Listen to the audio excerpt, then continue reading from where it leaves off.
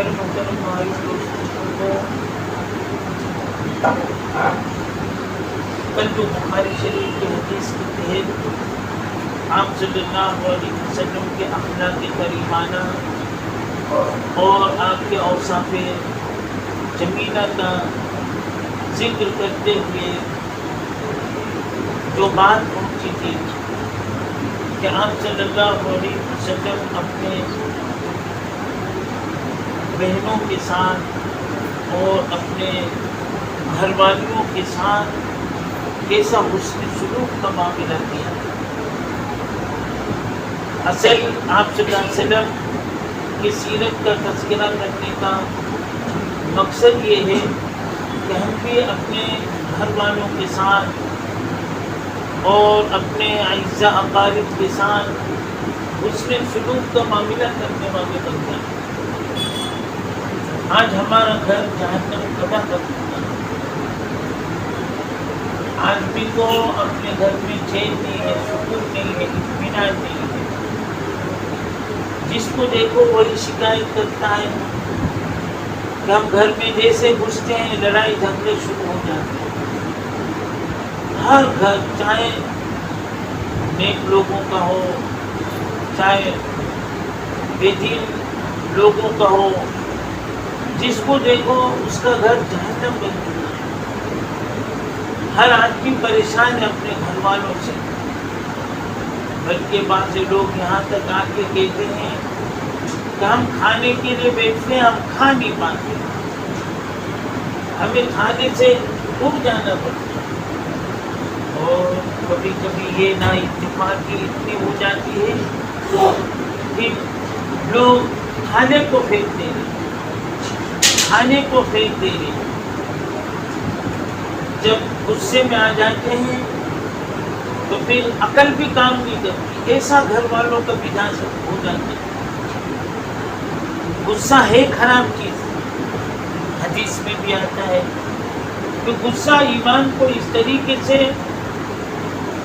خراب کر دیتا ہے یا غصہ ایمان کو اس طریقے سے کڑوا کر دیتا ہے جیسے کہ شہد ہوتا ہے. شہد اس میں ایک کڑوی چیز, اس کو تھوڑا سا بھی ملا دیا جائے تو وہ اس طریقے سے وہ کڑوی ہو جاتی ہے. ایسے ہی غصہ آدمی کے ایمان کو خراب کر دیتا ہے. لیکن جس کو دیکھو غصہ غصہ آج برداشت کرنے کا مزاج. آپ صلی اللہ علیہ وسلم کتنا برداشت کیا کرتے تھے. آپ کو مکہ کے کافر مشرک طرح طرح کی گالیاں, طرح طرح کے الزامات, ایسے الزامات کہ کبھی کبھی آپ صلی اللہ علیہ وسلم تنہائیوں میں روئے. پروردگار یہ اس طریقے سے یہ میرے اوپر الزام لگا رہے, میری نبوت کو تصدیق نہیں کرتے. کبھی کبھی سامنے آ کے کہتے تھے ہم آپ کو نبی نہیں مانیں, آپ کو ہم اس وقت نبی مانیں گے جب آپ کوئی معجزہ دکھائیں.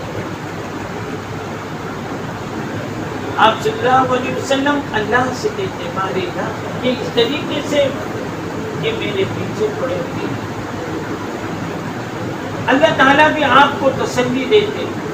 اللہ تعالیٰ آپ کو فرماتے فَاصْبِرْ كَمَا صَبَرَ أُولُو الْعَزْمِ مِنَ الرُّسُلِ, کہ آپ سب جیسے آپ سے پہلے نبیوں نے صبر کیا اور میری مدد ان کے ساتھ آئی. فَاصْبِرْ یہ امر کا حکم ہے. اللہ تعالیٰ حکم دے رہے فَاصْبِرْ کہ آپ صبر,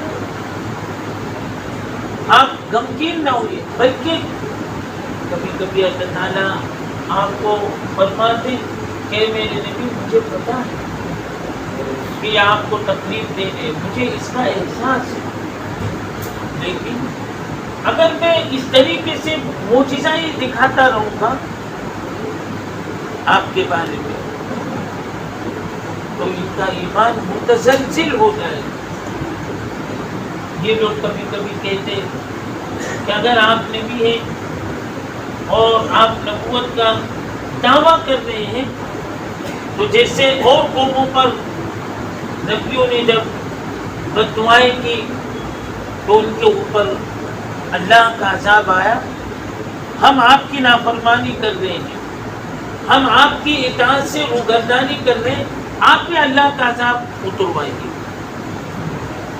وَإِذْ قَالُوا اللَّهُمَّ إِن كَانُوا يَجْحَدُونَ بِآيَاتِنَا فَأْتِنَا بِمَا تَعِدُنَا إِن كُنتَ مِنَ الصَّادِقِينَ کہ اگر آپ صدق والے ہیں، سچے ہیں، تو آپ بھی اللہ کا عذاب لا کے دکھلائیے نا۔ اس قسم کے ظاہر سی بات ہے کہ آپ صلی اللہ علیہ وسلم کو ذہنی اعتبار سے بہت تکلیف ہوا کرتی تھی، بہت تکلیف ہوا کرتی تھی، اور ادھر اللہ کی طرف سے یہ حکم تھا کہ اے پیارے نبی بس آپ کام کرتے رہیے، ان کے اشکالات اور ان کے اعتراض ان کے اوپر دھیان مت دیجیے، آپ بس دعوت کے کام میں لگے رہیے۔ تو اللہ تعالیٰ نے آپ کے ذریعے سے دین کا کام چلا دیا، آپ صبر کرتے رہے۔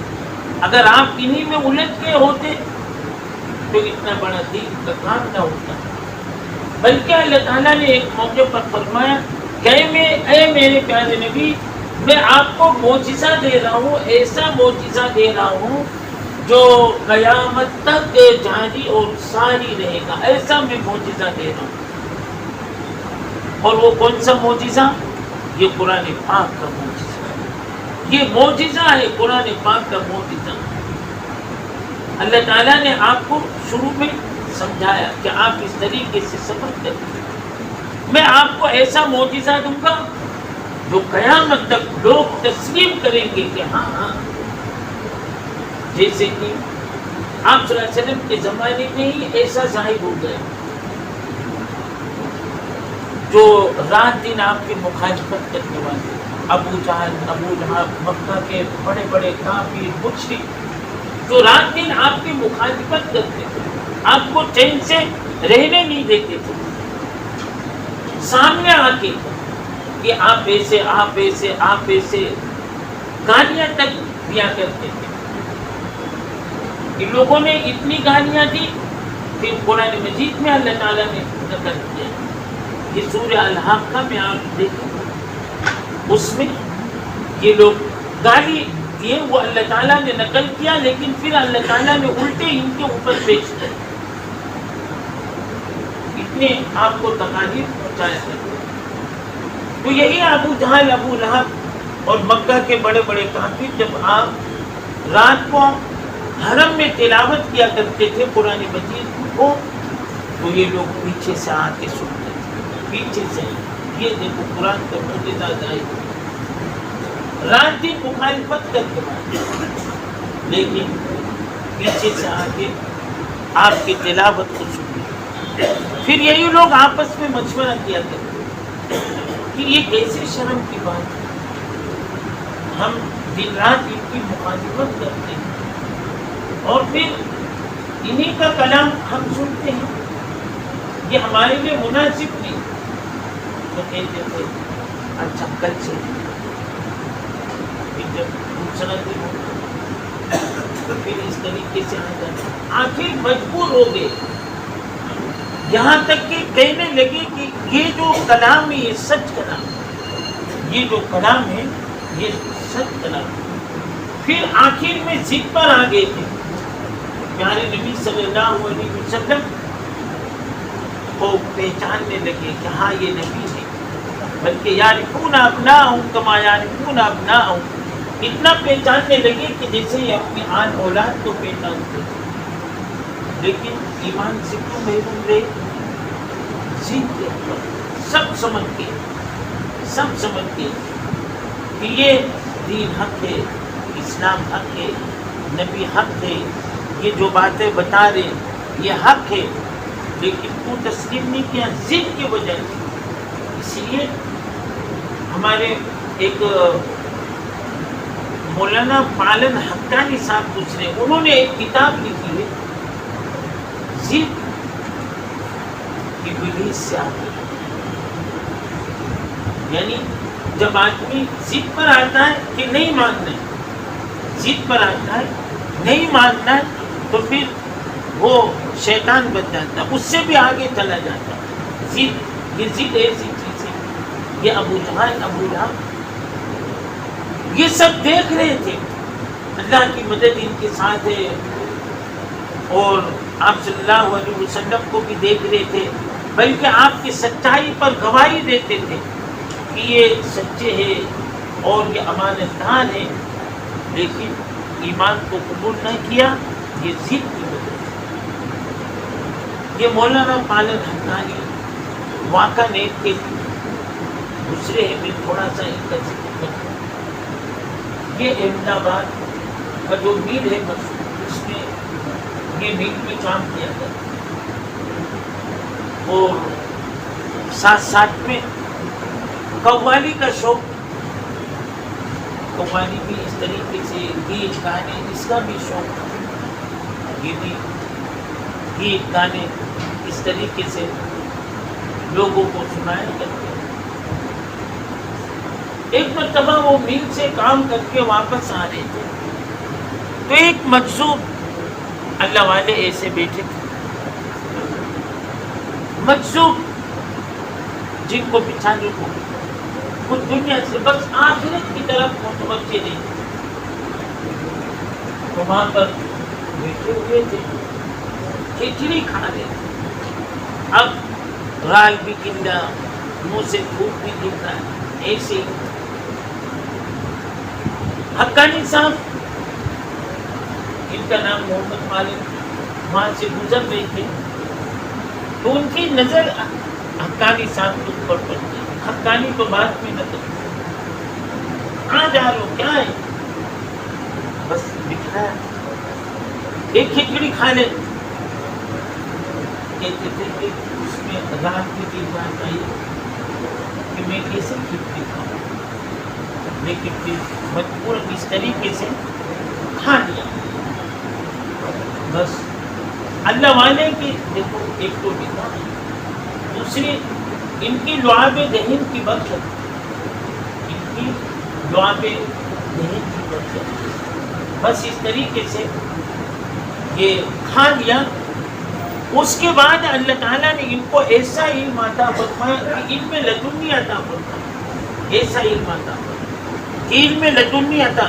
یہ کسی مدرسے میں نہیں گئے، میل میں کام کرتے تھے احمد آباد، ہمارے براول میں بھی آ گئے، جب میں شروع میں آیا تو یہاں پر آئے تھے، باہرکوٹ میں ان کا بیان ہوا تھا، بانگلور میں نہ جانے کہاں آئے تھے، یہ مل میں کام کرتے تھے اور قوال تھے، لیکن اللہ تعالیٰ نے ایسا علم عطا فرمایا، یہیں آ کے آپ لوگ سب جانتے ہوں گے کہ وہ جب بیان کرتے تھے تو قرآن کے آیت نمبر، سورت نمبر، صفحہ نمبر، حدیث نمبر، اس کے راوی کیا ہے، یہ سب پورا آج کوئی اس طریقے سے نہیں بیان کر سکتا، وہ اس طریقے سے حوالے کے ساتھ بیان کرتے تھے، قریبی کچھ سب دیکھے ہوئے ہیں آپ سب پرانے کو، اس طریقے سے وہ بیان کرتے تھے۔ تو اللہ تعالیٰ نے ان میں لدنی ان کو عطا فرمایا۔ ہم بھی اگر اللہ سے دعا مانگیں گے، نیک لوگوں کے ساتھ اٹھیں گے، بیٹھیں گے، تو اللہ تعالیٰ ہمیں بھی علم کی دولت سے مالا مال فرمائیں گے۔ تو میں یہ کہہ رہا تھا، حضرت نے ایک کتاب لکھی ہے، اور بھی کتابیں ہیں، ہم کو پڑھنے کا موقع نہیں۔ حضرت کی ایک کتاب ہے شریعت یا جہالت، گجراتی میں بھی حضرت کی ایک کتاب ہے شریعت یا جہالت۔ یہ جو قسم کی بدعت، انہوں نے سب کو للکارا، انہوں نے سب کو للکارا کہ دیوبند والے کرے تو وہ شریعت، بریلی والے کرے تو وہ بدعت۔ انہوں نے حق بات کی دعوت دی، چاہے دیوبند والے ہو چاہے بریلی والے ہو، انہوں نے سب کو للکارا اور حق بات کی دعوت دی۔ یہ تو دیوبند اور بریلی یہ تو بیچ میں آ گیا، آج سب ایک اللہ الحمدللہ سب مل جل کے کام کرتے ہیں، ورنہ آج سے ایک صدی پہلے نہ دیوبند نہ بنے تو کیا سب مسلمان نہیں تھے؟ یہ تو 100 سال پہلے اس کا وجود ہوا. اس سے پہلے یہ تو خیر ایک تفرقے کی بات ہے اور ایک نا اتفاقی کی یہ اس طریقے سے بات ہے. باقی ہمارے بزرگوں میں، ہمارے اہل علم میں سب ایک دوسرے سے محبت کے ساتھ ایک دوسرے سے سلام سے بھی گئے، ایک دوسرے سے سلام کرتے تھے، ایک دوسرے سے اس طریقے سے مل جل کر رہتے تھے، ایک دوسرے کے پیچھے نمازیں بھی پڑھتے تھے. ایک تفقہ ہو گیا، ان کے پیچھے نماز نہیں، ان کے پیچھے نہیں. پہلے سب مل کر اس طریقے سے نماز پڑھا کرتے تھے، ایک ساتھ میں نماز پڑھا کرتے تھے. اور اب الحمدللہ پھر سے یہ جوڑ ہو رہا ہے، اب پھر سے ایک ساتھ میں سب رہ رہے. تو یہ حضرت مولانا محمد مالک حقانی بعد میں دارالعلوم دیوبند نے ان کو عالمیت کی سند بھی دی. یہ حضرت کی کتابیں ہیں، پڑھنا چاہیے. میں اس پر کہہ رہا ہوں حضرت کی ایک خاص کتاب ہے جو سنت کے مطابق ہے، وہ حضرت کی کتابیں، اس کو بھی پڑھتے رہنا چاہیے. بے شمار کتابیں حضرت کی پڑھتے رہنا چاہیے. تو آپ صلی اللہ علیہ وسلم کو ذہنی تکلیفیں بہت کی گئی، لیکن آپ صلی اللہ علیہ وسلم نے سب کو بشاشت کے ساتھ برداشت کیا. یہ کم بات ہے اگر ہم کہ آپ ایسے سامنے کوئی آتے تھے تو کتنی تکلیف ہوتی ہے. جو صحابہ کرام رضوان اللہ تعالی پہ بیٹھے رہتے تھے تو وہ تلوار لے کر کھڑے ہو جایا کرتے تھے. تو آپ صلی اللہ علیہ وسلم مدد فرماتے، آپ کہتے ارے بھائی مت ایسا کرو، مت ایسا کرو. عمر رضی اللہ عنہ ہر وقت کہ جو کوئی میرے نبی کو کچھ کہے گا، بس ایک مرتبہ آپ صلی اللہ علیہ وسلم نے کچھ فیصلہ کیا تو صحابہ تو وہ نہیں مانتے. حضرت عمر رضی اللہ تدبار کیوں کرتے، صحابی کو کرتے، آپ صلی اللہ علیہ وسلم کے روک. اور پھر ایک آیت نازل ہوئی اس موقع پر، فَلَا وَرَبِّكَ لَا يُؤْمِنُونَ حَتَّى يُحَكِّمُوكَ فِيمَا شَجَرَ بَيْنَهُمْ ثُمَّ لَا يَجِدُوا فِي أَنفُسَهُمْ. کہ جب یہ صحابہ کو اللہ تعالیٰ نے ترغیب کیا کہ جب میرے نبی کسی چیز کو کہہ دیں کہ یہ کرو تو اس میں تو چرا مت کرو. فَلَا وَرَبِّكَ لَا يُؤْمِنُونَ حَتَّى يُحَكِّمُوكَ فِيمَا شَجَرَ بَيْنَهُمْ. بس مان جاؤ اس کو کہ نبی نے کہہ دیا، مان جاؤ نبی نے کہہ دیا بس. صحابہ کرام رضوان اللہ تعالی کا بعد میں ایسے ہی معاملہ بن گیا کہ جو آپ صلی اللہ علیہ وسلم ارشاد فرما دیا کرتے تھے وہ سمجھ میں آئے یا نہ کہ بس پیارے نبی نے کہہ دیا آمنا صدق. اس میں جو چرا نہیں کرتے تھے ہمارے میں بحث مباحث ایسا ایسا ایسا. صحابہ بس آپ صلی اللہ علیہ وسلم کی طرف تو حکم ہو گیا، صحابہ اس کو مان لیا کرتے. اور یہی ایمان نبی کی بات بس ختم.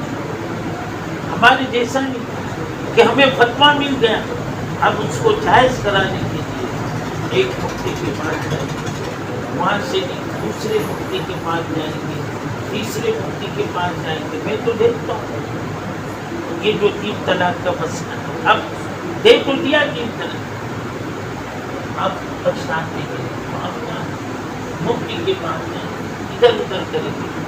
مفتی لوگ کو یہی کہیں گے 3 دے دیا بس بھائی ختم، 3 دے دیا ختم. اب اس میں یہ سب کیا نہیں، اب وہ میں نے ایسا دیا تھا، غصے میں تھا، وہ تھا، یہ تھا، کیسا بھی اب مجھ سے جائے. اب اگر مفتی صاحب جو صحیح مفتی ہے وہ صحیح مسئلہ اب ان کے خلاف یہ تو صحیح مسئلہ نہیں بتاتے، اب کہیں سے بھی اور مڑوڑ کر کے اس کو جائز کی شکل کر اور اگر کوئی نہیں تو حلالہ کی شکل کر. ہماری شریعت میں حلالہ ہے نہیں صاحب کا، یہ حلالہ کو لوگ بدنام کرتے ہیں. ہماری شریعت میں حلالہ ہے. حلالہ بس اس کے ایک قسم نکال لیا تو قرآن نے کہا کہ جب 3 طلاق دے دیا، جب 3 طلاق دے دیا، اب اس سے تم نکاح نہیں کر سکتے جب تک کہ وہ کسی سے نکاح نہ کرے. قرآن کی آیت ہے کہ جب تک کہ وہ کسی سے نکاح نہ کرے، اور نکاح کرنے کے بعد جب تک وہ چھوڑے نہیں. اگر اس نے نکاح کر لیا اس کے حق میں ہے.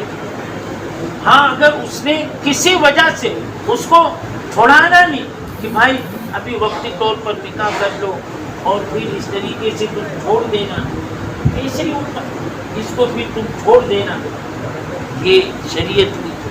ہاں کسی نے نکاح کیا اور کوئی ایسا مسئلہ ہوا اور پھر اس طریقے سے اس نے چھوڑ دیا، پھر اجازت ہے. ہماری شریعت کو ہم نے بدنام کیا، ہم نے شریعت پر عمل نہیں کیا. آج ان کو بولنے کہا یہ حکمراں ہماری ایک ایک چیز پر نظر رکھتی، اور جو اس طریقے سے ایسا کر رہے ہیں اسلام کے خلاف، شریعت کے خلاف کہ اسلام میں ایسا، اسلام میں ایسا.